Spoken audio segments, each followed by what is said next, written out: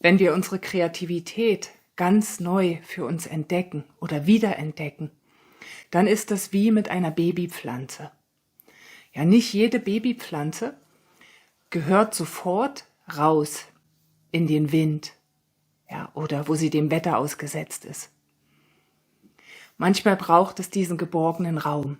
Und dennoch kommt irgendwann der Punkt, wo es mehr braucht als nur uns oder einen öffentlichen Instagram-Feed zum Beispiel.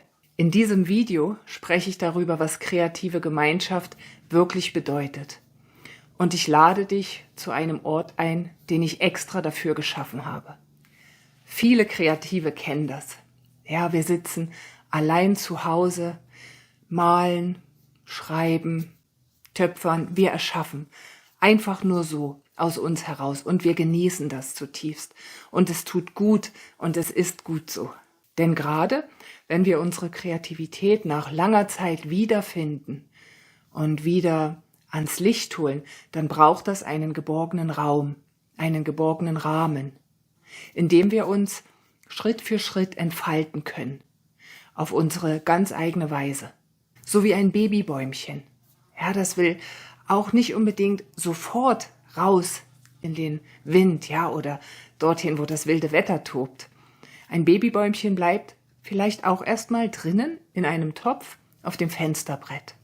Und so gilt es auch, unsere eigene Kreativität gerade am Anfang erstmal zu behüten. Früher in meinen Workshops habe ich den Teilnehmenden oft empfohlen, wenn sie nach Hause fahren, dass sie ihre entstandenen Bilder nicht sofort jedem zeigen, sondern dass sie diese Bilder erstmal bei sich behalten. Denn in den Bildern stecken intensive Erlebnisse drin. Das ist auch etwas sehr Persönliches, etwas sehr Intimes und Verletzliches. Und es will gut bedacht sein, mit wem diese Werke geteilt werden.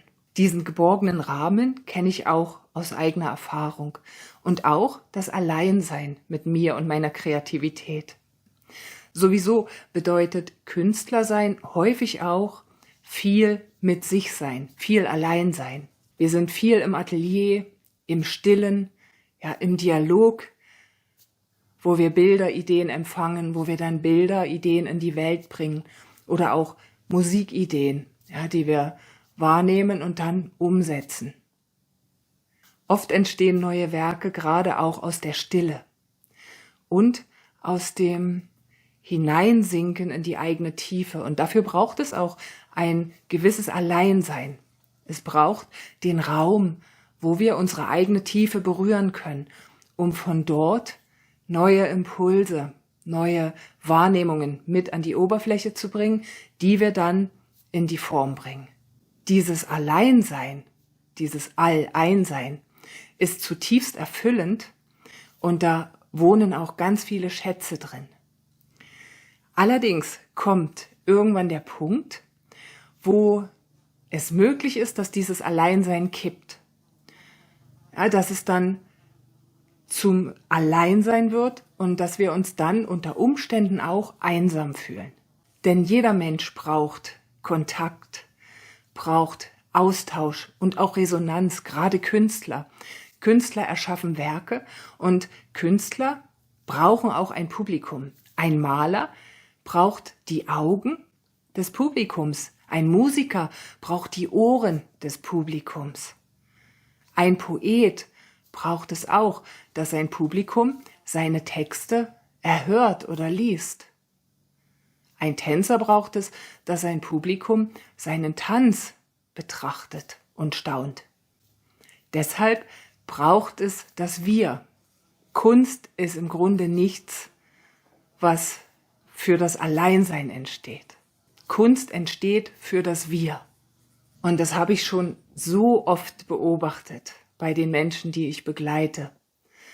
Ja, irgendwann kommt der Punkt, nachdem man lange in einem geborgenen Raum mit sich und den eigenen Werken und dem eigenen Ausdruck war, kommt irgendwann der Punkt, wo man nach draußen gehen möchte, wo man das, was man gefunden hat, im Inneren teilen möchte. Das ist ein ganz natürlicher Impuls, ein gesunder Grundimpuls von uns Menschen. Das ist kein Ego-Ding.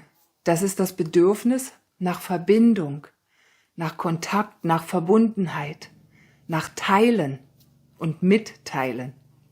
Und in der heutigen Zeit eröffnen viele dann einen Social-Media-Kanal. Ja, einen Instagram-Kanal oder einen Facebook-Kanal oder einen auf TikTok oder YouTube. Das ist gut und das ist auch sehr, sehr mutig. Die sozialen Netzwerke sind eben auch öffentliche Räume. Das heißt, dort kann jeder vorbeikommen.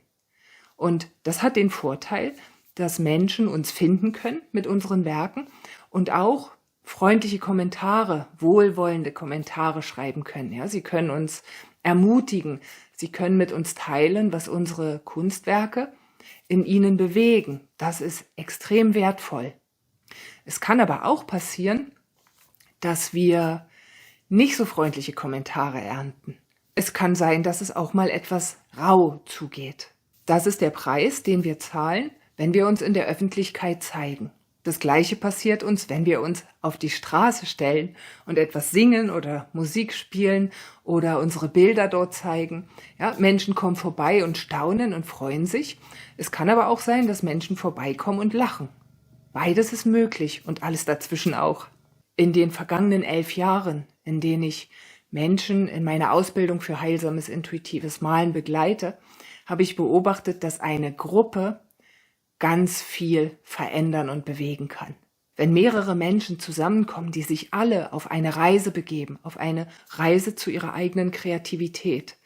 Und wenn diese Menschen ihre Erfahrungen teilen, ihre Gedanken oder auch ihre Impulse, wenn diese Menschen ihre Quantensprünge miteinander teilen, ihre Zweifel, ja, ihre Unsicherheiten, dann liegt da ein ganz großes Wachstumspotenzial drin für jeden Einzelnen aus der Gruppe. Das ist dann nicht einfach nur ein Kurs, das ist dann ein Raum für Begegnung.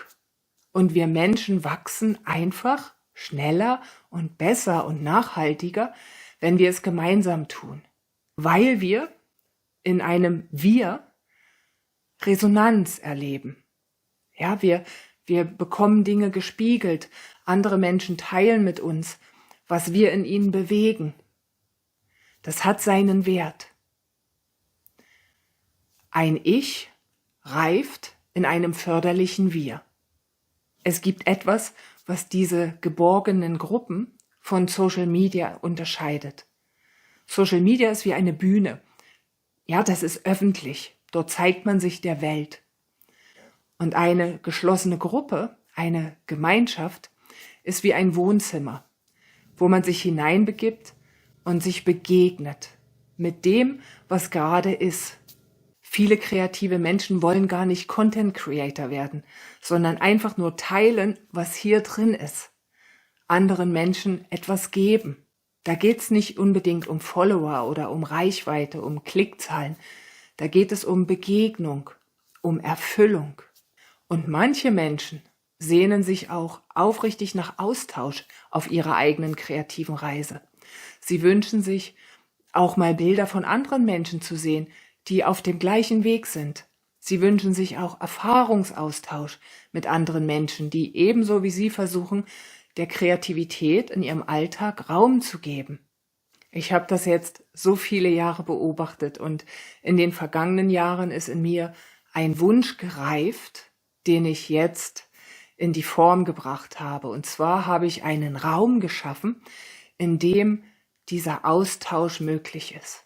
Es ist ein geschützter Raum, wo Achtsamkeit und Wertschätzung groß geschrieben werden. Dort geht es auch nicht um Leistungsdruck oder um Wettbewerb, sondern es geht darum, gemeinsam kreativ zu sein im Alltag. Jeder auf seine Weise.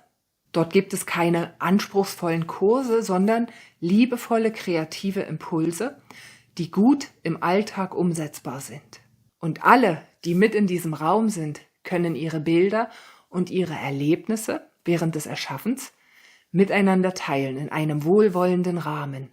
Egal, ob du schon lange malst oder ob du gerade erst damit angefangen hast, in meiner kreativen Community Imagea bist du herzlich willkommen. Sie ist kostenlos und offen für alle, die die Kreativität in ihrem Alltag mehr pflegen und feiern wollen. Unterhalb des Videos findest du den Link. Schau gern mal rein, schau dich um, wenn du in dir spürst, dass du nicht mehr nur allein in deinem Kämmerlein kreativ sein willst. Bei Imagea wartet ein buntes, wohlwollendes Wir auf dich. Ich freue mich, wenn du dabei bist und ich wünsche dir von ganzem Herzen alles Beste auf deiner kreativen Reise.